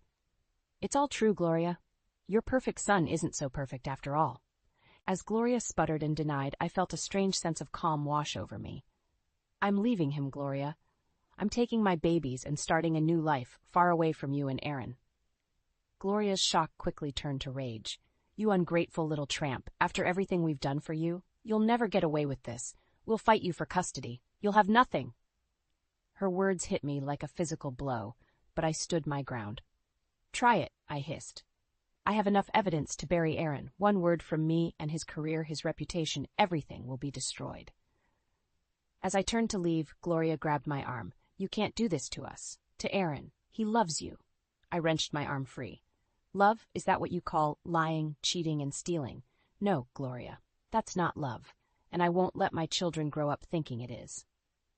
Driving home, my emotions swung wildly between elation and despair. The knowledge that I was carrying twins, 2 precious lives depending on me, filled me with a fierce, protective love. But the reality of my situation, a failing marriage, a deceitful husband, and a vindictive mother-in-law, threatened to overwhelm me. As I pulled into our driveway, I saw Aaron's car. Taking a deep breath, I steeled myself for the confrontation to come. I had to tell him about the twins, had to gauge his reaction. It would be the final test, the moment that would determine whether there was anything left to salvage or if I needed to accelerate my plans to leave. With trembling hands, I opened the front door, the weight of my future and my children's future heavy on my shoulders. Whatever happened next would change everything. There was no turning back now. The confrontation with Aaron about the twins had been the final straw. His initial joy quickly morphed into panic about finances and how this would affect his freedom. In that moment, I knew there was no future for us. With shaking hands, I packed a small bag and drove to my parents' house, tears blurring my vision the entire way. Mom opened the door, her smile fading as she took in my disheveled appearance. "Emily, sweetheart, what's wrong?" I collapsed into her arms, sobs racking my body. Dad appeared behind her, his face etched with concern. They ushered me inside, and through broken sobs, I poured out the whole sordid tale. Aaron's affairs, the embezzlement, Gloria's manipulations, and finally the twins. Mom gasped, her hand flying to her mouth. "Oh, Emily, I'm so sorry. We had no idea." Dad's face darkened with anger. "That son of a... I'll kill him." I shook my head vehemently. "No, Dad, I need to handle this myself. For the babies." They exchanged a worried glance before Mom asked, "What are you going to do?" Taking a deep breath, I steeled myself. "I'm going to divorce him, after the twins are born." The words hung heavy in the air. My parents, shocked into silence, simply held me as I cried. The next few weeks were a whirlwind of activity. My parents rallied around me, helping me contact lawyers and make plans for the future. Aaron called incessantly, alternating between tearful apologies and angry threats. I let them all go to voicemail, focusing instead on my health and the babies growing inside me. As my due date approached, the stress began to take its toll. My blood pressure spiked and the doctor ordered bed rest. Confined to my childhood bedroom, I felt like a prisoner in my own body, my mind racing with worries about the future. One afternoon, as I lay trying to nap, I heard raised voices downstairs. Curious, I crept to the top of the stairs, my heart pounding as I recognized the voices. "How dare you show up here?" Dad's voice boomed. "After what you've done to our daughter." "Please, Mr. Johnson," Aaron pleaded. "I just want to talk to Emily, to make things right." "There's nothing to make right," Mom interjected, her usually gentle voice hard as steel. "You've done enough damage. Leave before we call the police." "You can't keep me from my children," Aaron shouted. "I have rights." I gripped the banister, my knees weak. How dare he? After everything he'd done, he thought he had rights? Suddenly, a sharp pain ripped through my abdomen. I gasped, doubling over. Another pain followed, more intense than the first. "Mom," I called out, my voice strained. "Dad." The arguing voices below fell silent. Then a flurry of footsteps on the stairs. "Emily?" Mom's worried face appeared. "Oh, God, are you in labor?" I nodded, unable to speak through the pain. Dad appeared behind her side, his face pale. "I'm calling an ambulance," he said, pulling out his phone. "No." Aaron's voice came from behind them. "I'll drive. It'll be faster." For a moment we all froze, the tension palpable. Then another contraction hit, and I cried out in pain. "Fine," Dad growled, "but I'm coming with you." The drive to the hospital was a blur of pain and fear. Aaron kept glancing at me in the rearview mirror, his face a mask of worry and guilt. Dad sat beside me in the back seat, holding my hand and murmuring words of encouragement. As we pulled up to the emergency entrance, a terrifying thought struck me. What if Aaron tried to take the babies? What if he and Gloria conspired to keep them from me? Panic seized me, making it hard to breathe. "Dad," I gasped. "Don't let him near the babies. Promise me." Dad's eyes met mine, understanding dawning in them. He nodded solemnly. "I promise, sweetheart. He won't get near them." As the nurses wheeled me into the delivery room, I caught one last glimpse of Aaron's face, a mixture of longing, regret, and something that looked almost like determination. In that moment, I knew that the real battle was just beginning. The doors swung shut behind me, and I steeled myself for what was to come. My children's future hung in the balance, and I was determined to fight with everything I had to protect them, no matter the cost. 3 months after the twins' birth, I stood at the front door of what was once my home, my heart pounding. Dad waited in the car with the babies, ready to intervene if needed. With a deep breath, I unlocked the door and stepped inside. The house was eerily quiet as I made my way to the bedroom, filling a suitcase with my remaining belongings. As I reached for a photo album on the top shelf, a stack of papers tumbled down. Curious, I picked them up, my blood running cold as I realized what they were. More evidence of Aaron's affairs and financial misdeeds. "Emily?" Aaron's voice startled me. I spun around to see him and Gloria in the doorway, their faces a mix of surprise and anger. "What are you doing here?" Gloria demanded, her eyes narrowing as she spotted the suitcase. I straightened my spine, clutching the papers. "I'm getting my things. I'm leaving, Aaron, for good this time." Aaron's face darkened. "You can't take my children away from me. I won't let you." "Your children?" I laughed bitterly. "The ones you've barely seen since they were born? The ones you were ready to abandon when you found out I was having twins?" Gloria gasped, turning to Aaron. "What is she talking about?" I held up the papers. "Why don't you ask your perfect son about his affairs, or about the money he's been embezzling from his company?" Aaron lunged forward, trying to snatch the papers, but I was quicker.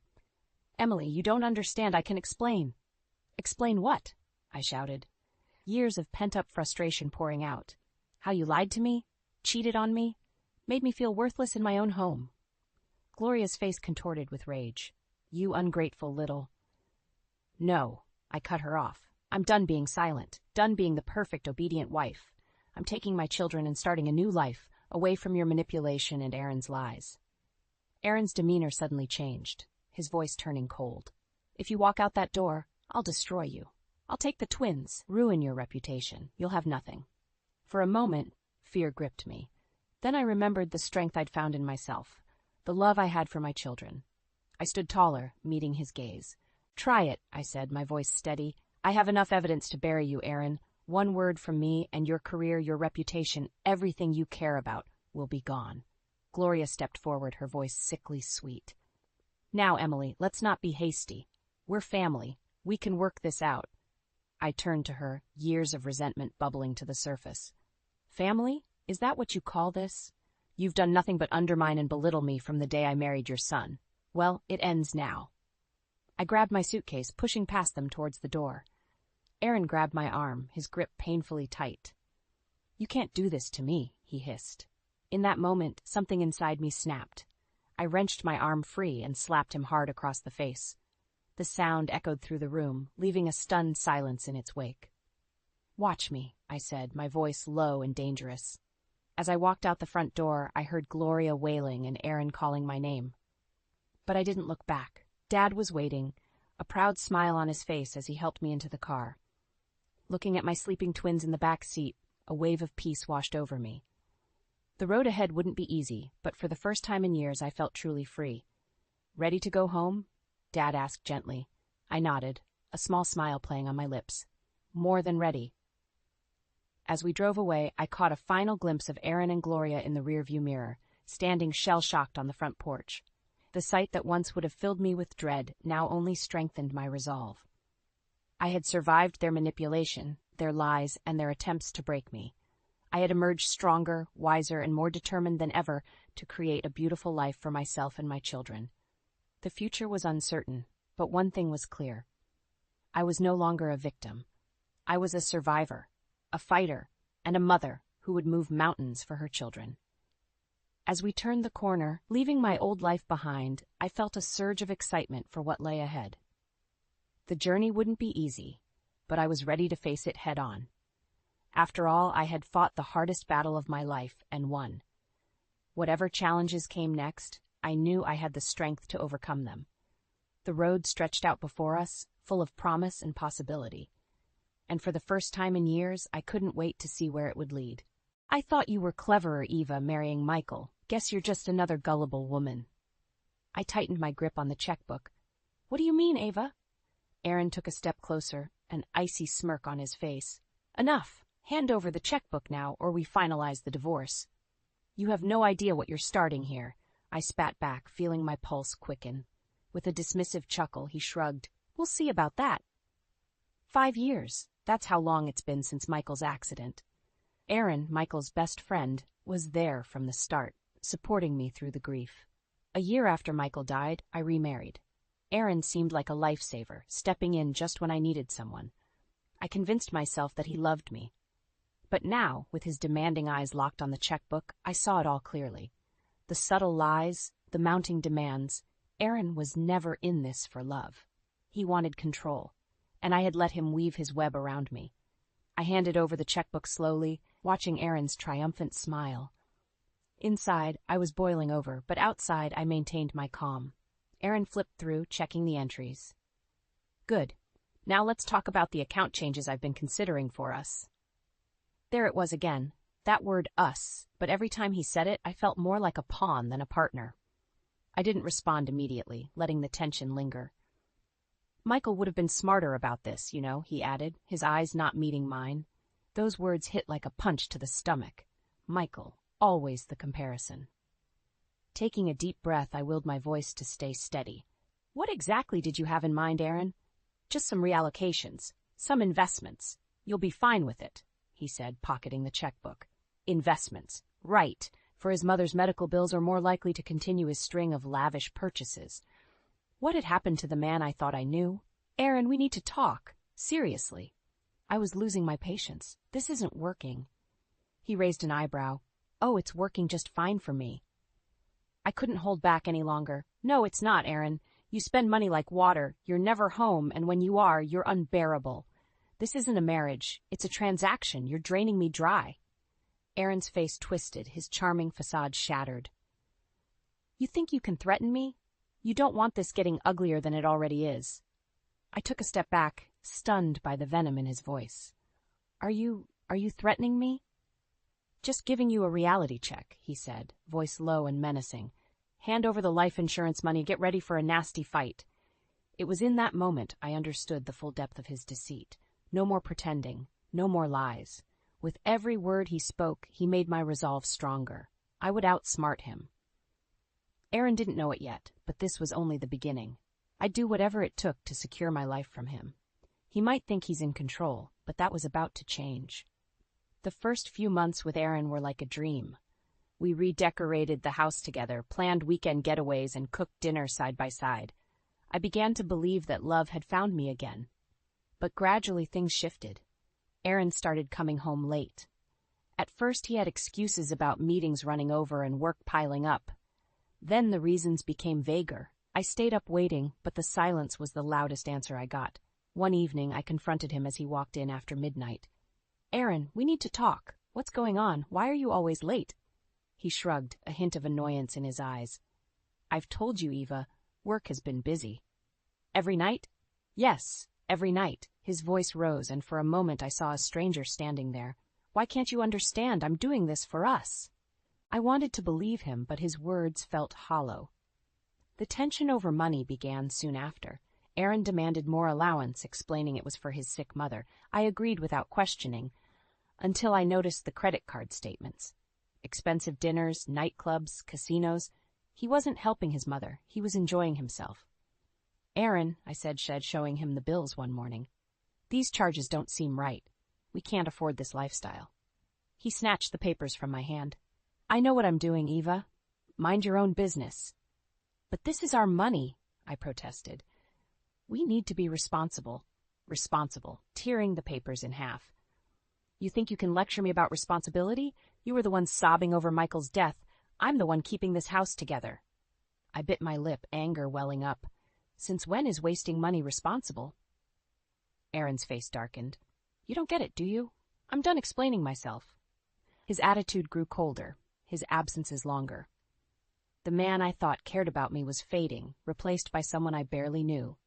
One night I returned home to find the living room lights dimmed. Aaron was at my laptop, fingers flying over the keyboard. What are you doing? I demanded. Just managing our finances, he replied, not looking up. On my private account? I stepped closer, fury boiling over. Get out of there, now! He finally turned to face me, eyes narrowing. You think you're smart hiding money from me? Well, think again. I have every right to be here. You have no right to access my private accounts. We're married, Eva. Everything you have is mine, too. No, Aaron, that's not how it works. You're crossing a line. Give me the life insurance money from Michael's passing, or it's over. Your choice. His words were a slap in the face. I knew I couldn't trust him. That night, as Aaron slept soundly, I lay awake, plotting my next move. I'd protect myself and my future.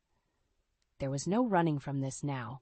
I would outsmart him, and he wouldn't see it coming. I started working part-time at a local bookstore. It wasn't much, but every dollar mattered now. Aaron had drained our accounts to the point we were barely making ends meet. He spent more time out than in, and I knew I needed a backup plan. When Aaron wasn't home, my mind raced. I stashed bits of my earnings into a secret bank account he didn't know about. It was risky, but it gave me some control, a small fragment of hope. One evening, I got home from work, tired but satisfied. As I entered the house, I noticed the eerie silence. Aaron's car was in the driveway, yet the house felt empty. I went straight to my desk and gasped.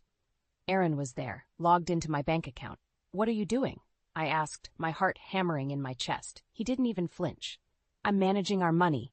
You're reckless, Eva. You need guidance. You can't just take control of my account. I moved closer, trying to pull the laptop away. Your account? He sneered, gripping the sides of the laptop. We're married. What's yours is mine. I yanked the laptop out of his hands. Enough, Aaron. You're not getting your hands on this money. It was Michael's insurance payout, for God's sake. Michael's dead, he spat back, venom in his voice. And if you don't watch it, you'll regret it. Divorce, Eva. Think about it. I have thought about it, I said, trying to keep my voice steady. And maybe that's exactly what I want. Aaron laughed, stepping back. Go ahead, Eva, but remember, I'll take every last cent. You think the courts will side with you? You're nothing without me. Shaken, I watched as he stormed out. My heart ached with a mixture of fear and anger. That night, I made a decision. Aaron wouldn't get another cent from me. I had to protect myself, and I had to do it now. The next morning, I visited the bank. I need to change my account details, I told the teller, hands trembling, new passwords, everything. The teller nodded, helping me secure my money. Leaving the bank, I felt a surge of resolve. When I got home, Aaron was lounging on the couch, scrolling through his phone. He looked up, noticing the determination in my eyes. What are you up to now, Eva? Just making sure you don't steal any more from me, he smirked. Good luck with that. You can't outsmart me. But I knew I could. I pretended to comply with his wishes, all while closing the gaps. I packed a bag with essentials and a few precious memories of Michael.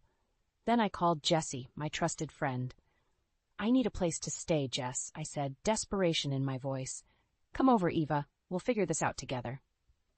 Leaving Aaron behind, I drove to Jessie's house, the weight of uncertainty lifting with every mile. This was only the beginning. I was ready to fight back, and Aaron was about to learn just how strong I could be. At Jessie's house, I finally felt a sense of safety. Jessie welcomed me with open arms. Stay as long as you need, Eva. You know I've got your back. Thanks, Jess, I said, setting my bag down. I don't know what I'd do without you. We'll get through this, she assured me, patting my shoulder. Let's get you settled. For the first time in months, I slept soundly.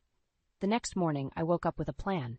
I need to contact my lawyer, I told Jessie over breakfast. Good idea. Cover all your bases. She nodded. And what about Aaron? I sighed. He's not backing down. I need to be careful. Jessie handed me her phone. Call your lawyer now. The sooner you start the process, the better. I dialed the number and explained my situation. I need to initiate divorce proceedings, and I need to protect my assets. Understood, my lawyer said. We'll start the paperwork. Make sure Aaron has no access to your accounts. Already done, I replied, feeling a bit more secure. And I'll need to notify the authorities. Aaron's threats are escalating. Keep records of everything he says or does, the lawyer advised. It'll help your case.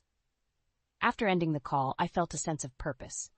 Jessie and I put together all the documentation, organized my finances, and ensured that Aaron couldn't touch a dime. As the days went by, Aaron became more desperate. He called repeatedly, leaving angry voicemails. Eva, you can't run forever. Come back now, or you'll regret it. I saved every message, each one a piece of evidence. One evening, I received an email notification. Aaron had attempted to access our joint account, but was denied. His frustration was palpable even through the screen. What's the next step?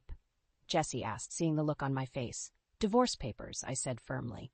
He needs to know I'm serious. Sending those papers felt like lifting a weight off my shoulders. I knew Aaron would be furious, but it was a necessary step. A few days later, Jessie and I were sitting together when my phone buzzed. It was Aaron. I answered, putting it on speaker. You think you're smart, don't you? Sending those papers?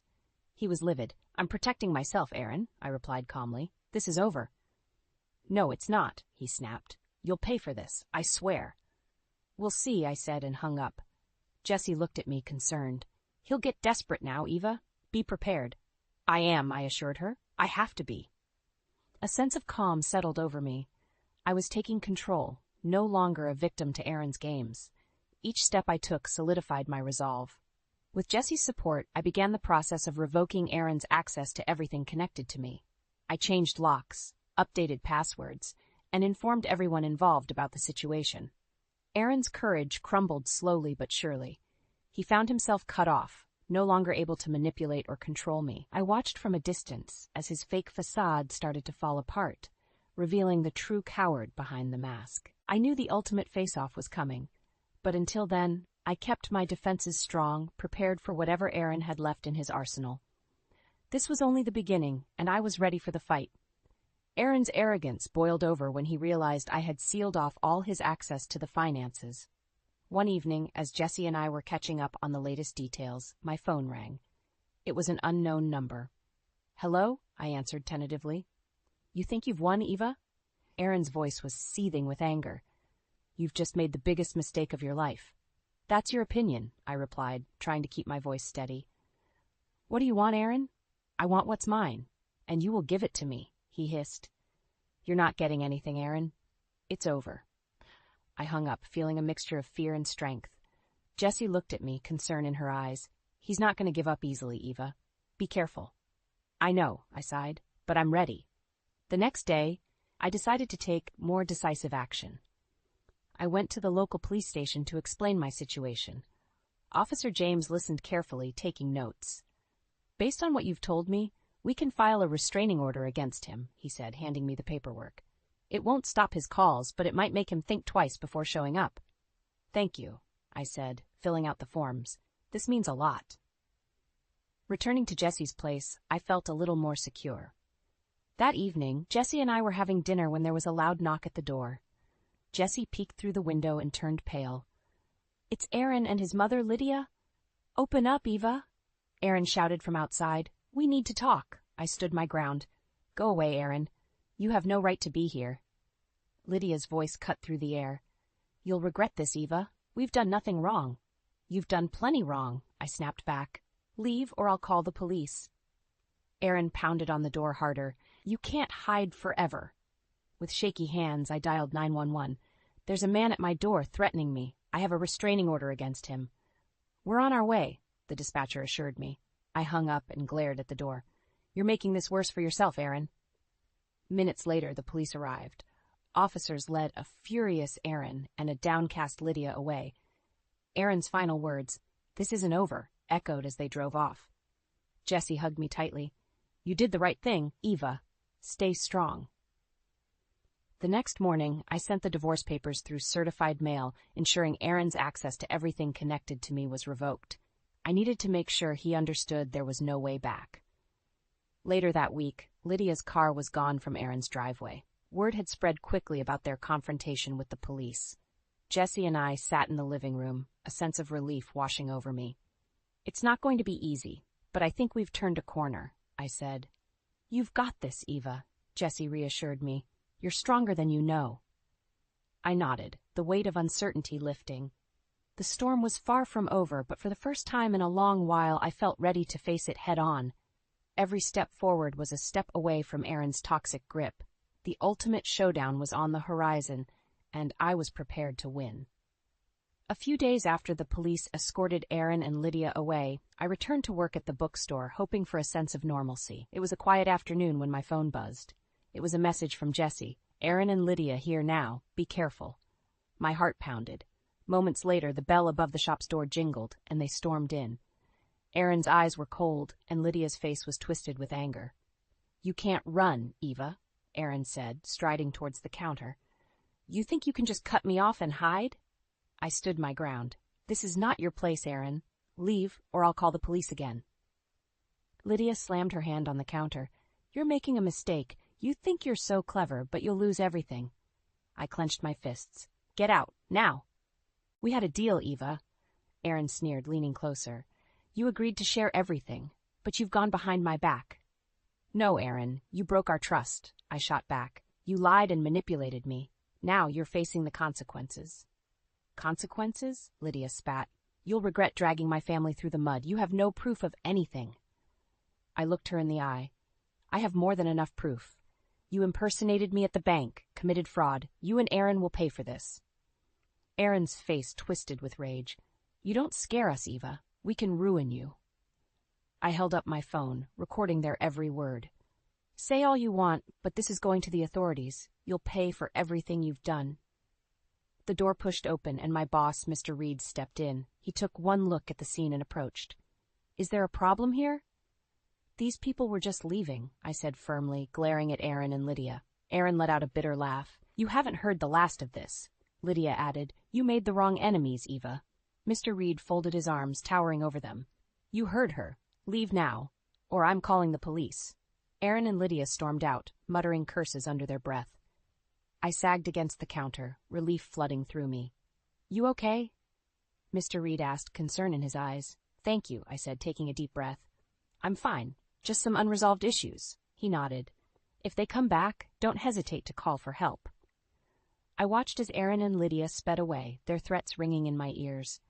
But I wasn't afraid anymore. Their desperation was clear. It only made me stronger. That evening, I met with my lawyer and handed over the latest evidence. They showed up at my workplace, made threats. I recorded it all, I explained. He nodded, a grim smile on his face. "This strengthens our case. We'll bring everything to light in court."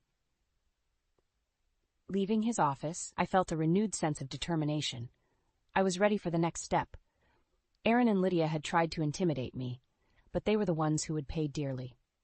As I drove back to Jesse's, my phone rang. It was her. "Everything okay, Eva?"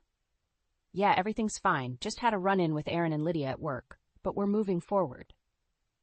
"Good," Jesse said. "Stay strong. You're almost there." "I will," I promised, feeling the weight of her support. The ultimate showdown loomed on the horizon, and I knew I wouldn't face it alone. The fight for justice and peace had only just begun, but I was more than ready to see it through. The courtroom was packed. Aaron and Lydia sat across from me, their eyes burning with indignation. This was it, the moment of truth. My lawyer, Mr. Carter, stood and presented our case. "Your Honor, we have clear evidence of fraud and deceit committed by Aaron and Lydia against my client, Eva. They have manipulated finances, attempted illegal access to accounts, and made explicit threats." Aaron's lawyer tried to defend him. "Your Honor, these accusations are exaggerated. Aaron was just managing shared finances, and any accusations of fraud are unfounded." "Unfounded?" Mr. Carter countered, handing over the recording. "This recording, taken by Eva, explicitly captures Aaron and Lydia's threats and admissions of their actions."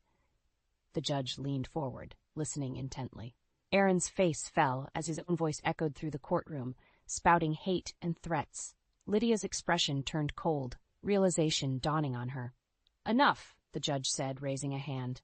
Turning to Aaron and Lydia, he continued, "I have heard enough to make my decision." Aaron looked panicked. "Your Honor, I was under a lot of stress. I didn't mean those things." "It's too late for excuses," the judge replied sternly. "The evidence is clear. You have committed fraud and shown a clear pattern of manipulation and abuse." Lydia stood up, desperation in her eyes. "Please, Your Honor, we didn't mean any harm." "Sit down," the judge commanded, and Lydia obeyed, her face ashen. The judge's gavel came down with a sense of finality. Aaron and Lydia are to repay the misappropriated funds and will face legal consequences for their fraudulent actions. I breathed a sigh of relief. It was over. Justice had been served. Aaron's face crumbled, tears of anger and disbelief streaming down his cheeks. Lydia looked defeated, her plans falling apart before her eyes. Outside the courthouse, Mr. Carter gave me a reassuring smile. "You did well, Eva. This is a significant victory." "Thank you," I said, feeling the weight lift off my shoulders. "Now you need to focus on rebuilding your life," Mr. Carter advised. "You've shown incredible strength." Walking away from the courthouse, I saw Aaron being led away, handcuffed. He caught my eye, his rage clear. "You haven't seen the last of me," he growled. I didn't reply, just kept walking.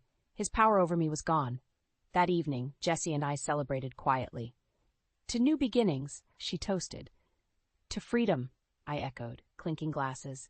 Aaron's downfall was public and complete. He lost his job, his reputation, and now faced a significant financial penalty. Lydia withdrew into isolation, her social standing tarnished beyond repair. My life was far from perfect, but I felt hopeful for the first time in years. The storm had passed, leaving behind the wreckage of Aaron's deceit.